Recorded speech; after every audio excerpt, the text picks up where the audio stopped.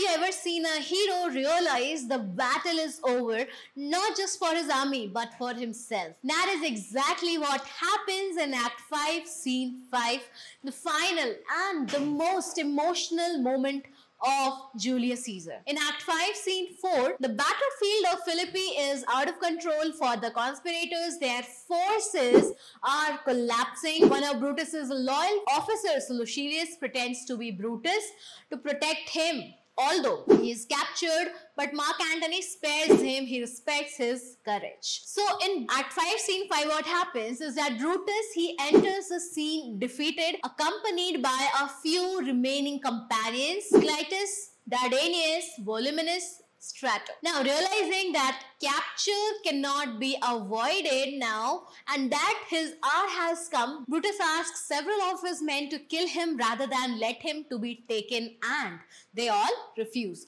He tells Voluminus that he has been haunted by the ghost of Caesar repeatedly and he knows his time is up. So with the enemy alarm sounding, Brutus bids farewell to his men, and with Strato's help, he holds his own sword and runs on it, taking his own life. He says, "Caesar, now be still. I killed not thee with half so good a will."